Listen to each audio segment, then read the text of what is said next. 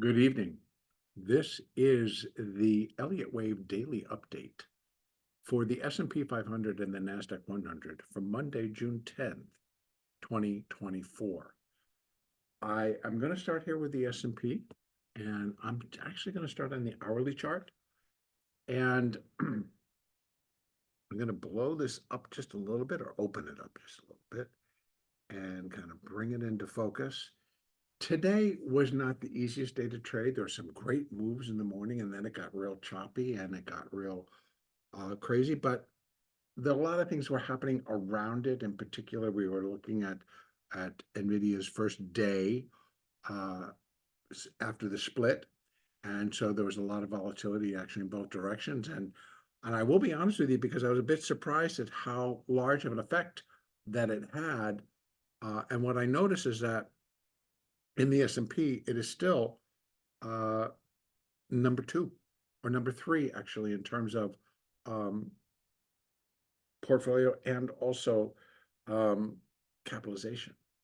So even though it has kind of taken over Apple, that may have switched again today. I'm not sure, but it was one, two, three was Microsoft, Apple, and then NVIDIA in the S&P.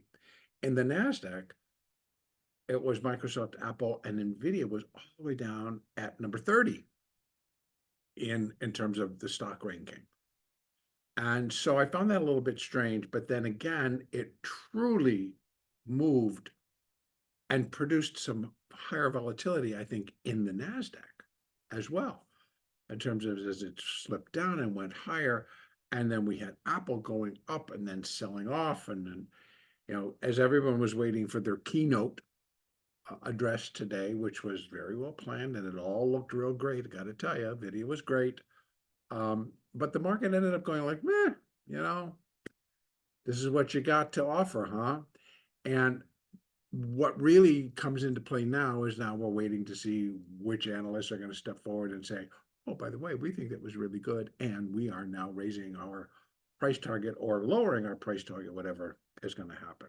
But as it turns out, the market in Apple closed down 3 3/4, 3.77. And in after hours, it is also was down about another 80 cents or so. So we'll see how this all plays out. Now, in the Elliott count, it's very difficult at the moment. And this is coming from someone, myself, who has a lot of experience doing Elliott, 35 years plus doing Elliott. Excuse me. And um, these moves are very strange. And I want to thank one of the subscribers to the channel, and Daniel Hoffman. Thank you very much, because he pointed out to me that this actually was best counted as 3 waves. I went back in and looked, and you can really go down to a 15-minute, even a 5-minute chart, and you can get the 1 and the 2 and the 3 and the 4 and the 5. Now, I see what it looks like there, but I went back in and I double checked.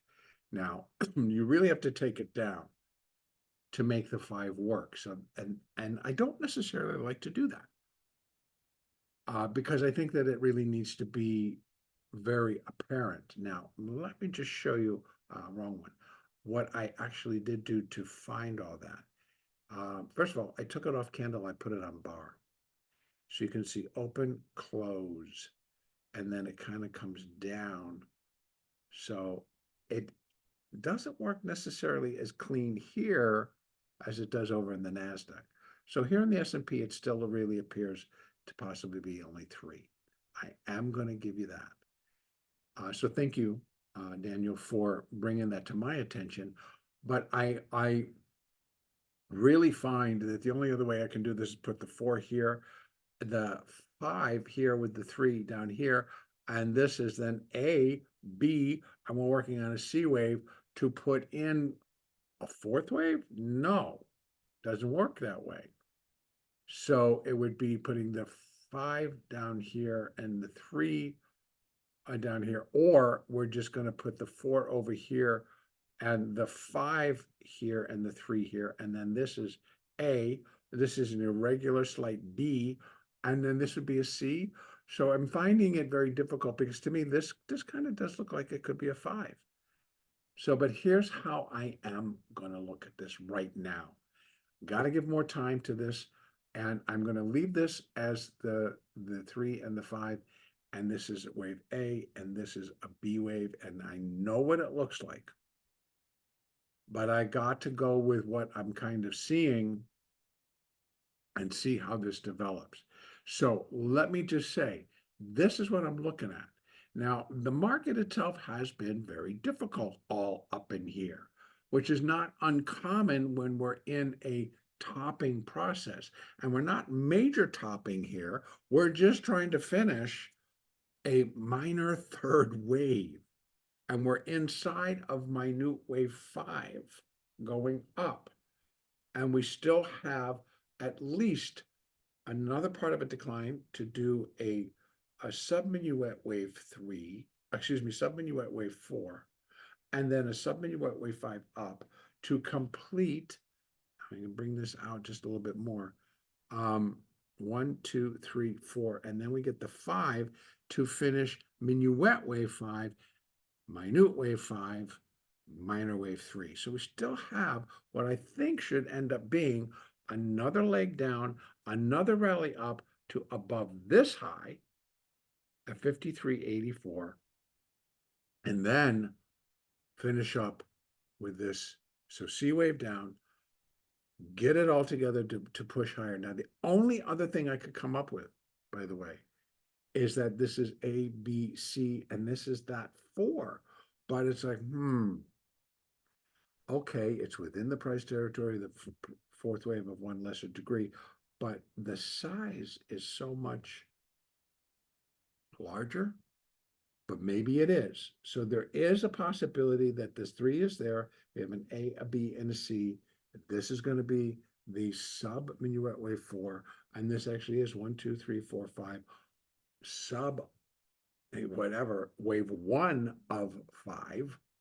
We do a small wave 2, we come back up, finish 3, 4, 5. Now, if that's the case, then I am going to be running some pretty strange fibs because I'd have to go from here, and we're going to go, I'm just giving you a guesstimate now, and because we have no stronger proof that this actually is the case. But what we're looking at there is 54.04 to 54.46 for this rally. Can it do it? Sure. But is it going to do it tomorrow? Probably not. So I'm going to take that off because remember, as I said, the big day this week is Wednesday. Then on Wednesday, we get CPI, and then we get the Fed. So that's going to be the market jarring day.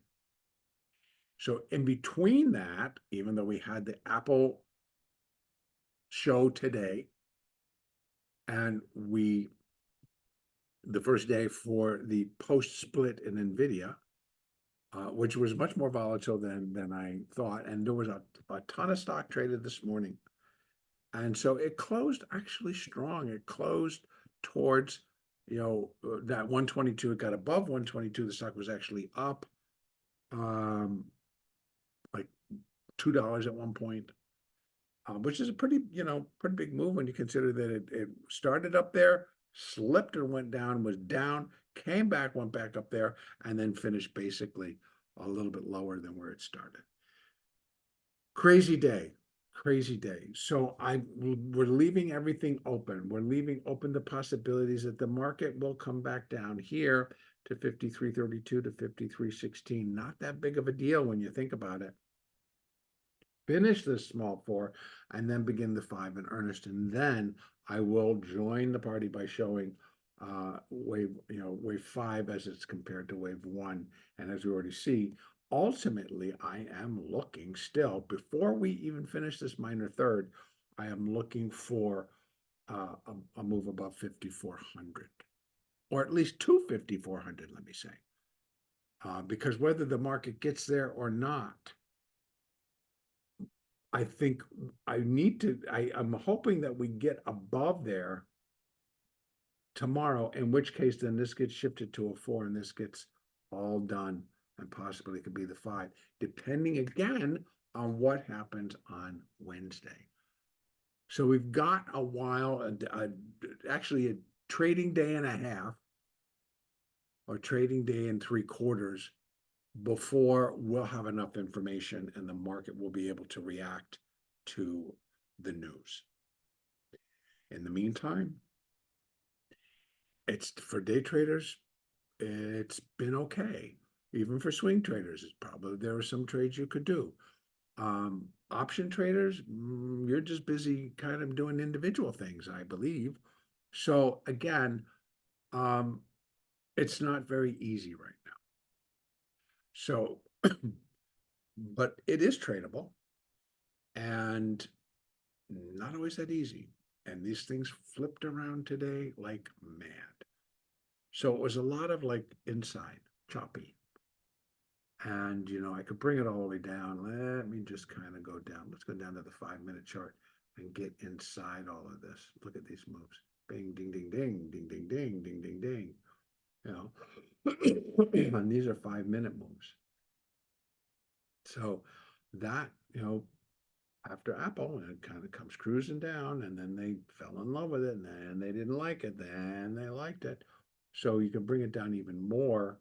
And let's even look at the 1-minute chart. These are 1-minute moves. Oh, we got follow through. We do, and then we don't. Oh, we have follow through to the downside. No, we don't. Yes, we do. No, we don't. So it was a lot of flipping and flying all over the place. So I'm going to leave it back out to here. Let me take that off of the stop, put it back on the candles. And we're going to be looking at the possibility that this, if we continue to go up, here's the deal. This will have to get marked as a 4, unless we do another, 3-wave. But right now it's like 1, 2, 3, 4, 5, maybe. A, B, 1, 2, 3, 4, 5, C, maybe. So there's a couple of things. I just need more clarification from the market, and the market's the only place that I can find it. So right now, I am going to say that, let's see how we can do that. If we're looking for, oops, no, wrong one. If we're looking for, oh, that's why. If we're looking for a C wave, we can mark it. Come on. Come on. Oh, there you go. As such, C100, where C would equal A, 53.28. And that's just below that support level. And it just matches this. It's a little bit lower. So very possible. 618 down here, which is below there, and I can't see it. It cannot drop below 53.12. So 16 would have to hold. This could not come into play. If it does, it's something different. Okay, that's how I got to leave this. If it comes down and starts breaking below 53.16, it's going to negate the pattern as such. And we'd have to come up with something different. If it breaks above 53.75 and then again at 53.85, then this is going to be wave 4, and we're in that 5th wave up. Moving averages, you can see they're just as confused as the rest of us, although still in alignment to continue higher. Over in the NASDAQ, same deal, confusion. But again, I'm leaving the 3 here, a little bit cleaner here. Now this is the one that I would show you when I took it out and I put it on a bar chart. This got just a tad cleaner. You can see 1, 2. Oh, actually it was up here. and it just was a little bit cleaner. So this could be A. That's the 5 and the 3. I'm leaving it there. And then the A, B, C, B. Even though it does kind of look, this kind of came down and cut over that. So, you know, A, B, C. See, it gets very confusing because the market did move around and did not act accordingly. One last thing you can take a look at, you can always look at it this way as well. So that pushes that over to here versus here. So, and that could be a possibility too. And that takes us to Friday morning. And very possible. So again, what do we got going on? Was this A, B, C? The 4 comes over here. This is the 5, and the 3 goes here. And then this is the A, and this is the B, and we're going to still come back down? Very possible. So we need to let it trade. We need to just kind of go with the flow, so to speak. Because you look at this, you're going to get a different picture, right? And so that's why I'm thinking, I'm keeping both open, to be honest with you. I think that the 4 could be here, and the 5, this 5 could be here. And that would start this correction, A, B, C. And then we're still basically dealing with a lot of the same things, except just a little bit adjusted here. So the 3, we're looking for that 4. And it's still, it cannot break 18,761. Goes below that and goes below that 718. Actually, you can't break 18,755 because then we're overlapping. 4 would overlap 1, so that would be out. But it probably could get itself down towards that low. And that would be that we did mark, if we mark it there, it's going to be clean, A, B, C. And I'm likely going to do that now that I look at it. I'm likely going to shift this over to here and put the 4 over here. And in fact, I will do that. So you'll see it. And this will get moved over to here. I'm sorry about that, but you know, I don't know if I mentioned it while I'm doing this, but I tested positive for COVID on Saturday. I'm taking Paxlovid, but it's been rough. I have to tell you, it's kind of a rough thing to get, even though they're telling me this is the mild variant. I'm like, okay. So a little bit tough to kind of do all this with a clear head because my head is not being too clear. Okay, so now that that's changed around just a little bit, we see that it changes a little bit. And this could be an A and that could be a B, but then we've been looking for this to come down and not be playing around up here. Definitely not playing around. It's down 10. It needs to keep going. If we're going to do a C wave down, needs to keep going. If we start moving up, then it's going to be different. Then we're back to that same thing as I'm saying in the other one. And said this is ABC and this is the 4, and it's 1, 2, 3, 4, and we're off. We're going to go. This has overlap. A lot of things are going to have to be worked out. Difficult market. Difficult to stick an Elliott labeling on it.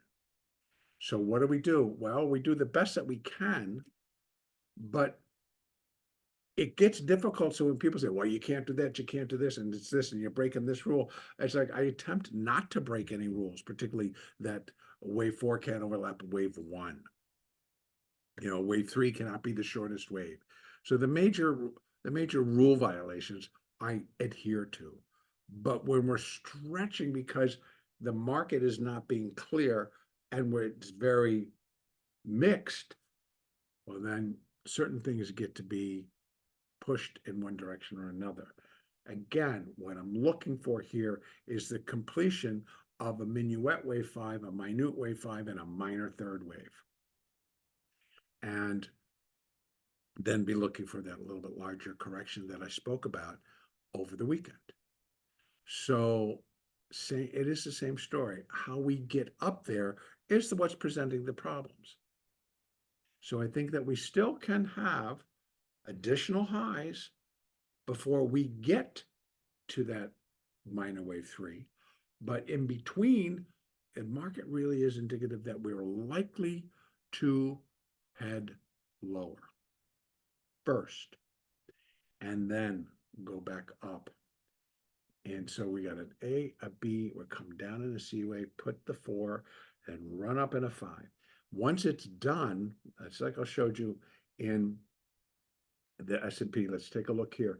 If this gets ending up being the 4, well, then let's put some levels on this so we can see what this will look like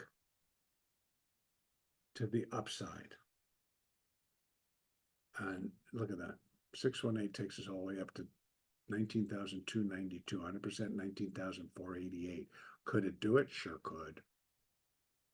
And how? Well, if we keep it up here and we just start to fly, and then Wednesday comes in and they love the CPI, and then they fall more in love with Jerome Powell and his press conference, yeah, we could end up there. And then get rejected and come all the way back down again in a 4th wave. So I'm still looking for higher highs. I'm going to take this off because if you want, as you're going through, go just reverse this a little bit and take a look to see. And then I'm going to remove that. What we do have, we have the potential where we could go up. Now, these are resistance levels for the B wave. This is 618. I'm leaving it there because it's sitting right at it and holding. But if we go a little bit above, we can go all the way up to 143, 19,143, still be considered a B wave, but more of a flat, absolute flat. And then we'd just be looking for it to come back down to here, maybe a little bit more. But don't forget, there's the 0.236 4-wave 4, and that might be all we get within this corrective phase. Moving averages are looking okay, so no big changes there. Now tomorrow, again, we don't really have much to go on. We have nothing today. Tomorrow we have the NFIB Optimism Index. Comes out at 6 a.m. Eastern. And again, on Wednesday, it's Consumer Price Index and FOMC decision. And then, so 8:30 for CPI AM, and then 2 p.m. for FOMC, and 2:30 for Powell's press conference. All right, that really is going to be it for today. There's not much more to be adding. Have a great trading day tomorrow. Next update will be on Tuesday, June the 11th.